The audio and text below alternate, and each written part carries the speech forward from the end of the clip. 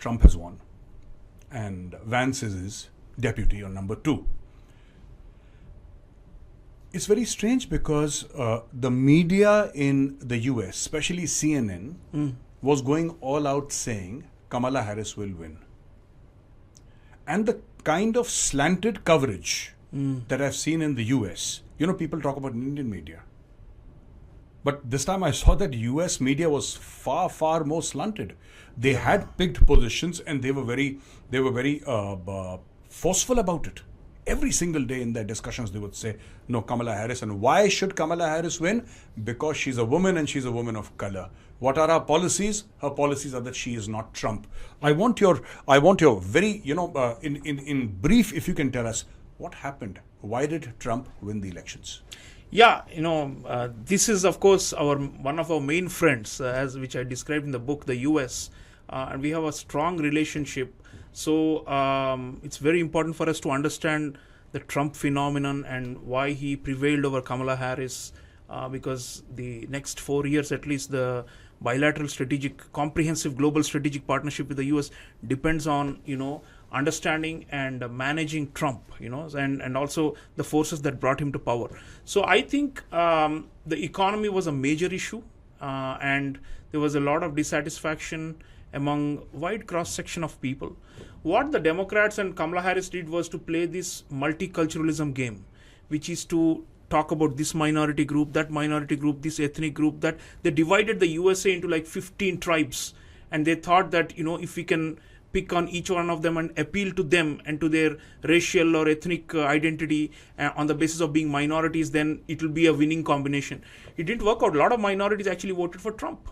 The Mexicans, Latinos voted very large number. I beg your pardon. The Latinos and even African Americans, the males, black men, they voted overwhelmingly for Trump. Yeah, so it shows that if you try to break up a country into little pieces and then you say that each one of them deserves special attention, then you lose the big picture, right? Yeah, then you lose the overall electoral college. And that's what happened with Kamala Harris. So I think they have played this minorityism and this multiculturalism, the liberals, they took it too far. Even in relations with India, I want to ask, now that this administration is leaving, we can go public and ask them, why is it that Joe Biden did not even bother to come to India for a bilateral visit in 4 years?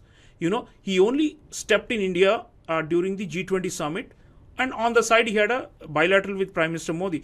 And why he was invited repeatedly for Republic Day to be our chief guest. Declined. Finally, Emmanuel Macron, another friend of India, which I've described in the book, France stepped in and saved the day for us. And he was there for our Republic Day because the Americans were stalling. So they had an ideological bias against India, the liberals.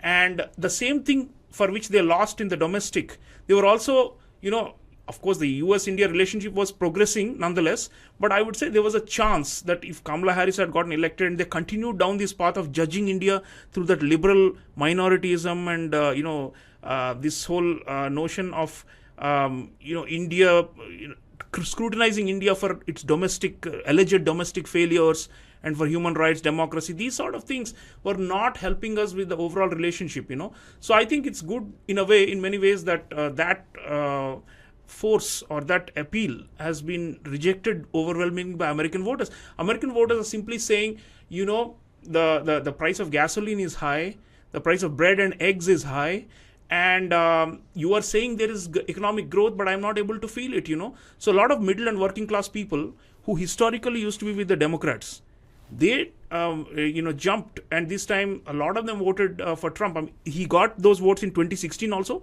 but this time it's more multiracial, where people are saying that don't look at us as part of some ethnic group. We are also, citizens of this country. We are Americans, and treat us like Americans who deserve a fair deal in terms of economy. So I think that was a fundamental reason why Kamala Harris, they read it wrong. They read the electorate wrong. Yes. They tried to bracket them and to, in a way, like I said, segment the population.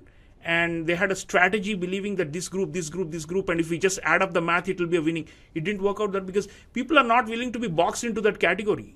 People are saying, We are much more than that. Yeah, we are citizens. We are Americans. Why don't you treat us as, in a way, they used to say that Trump was divisive.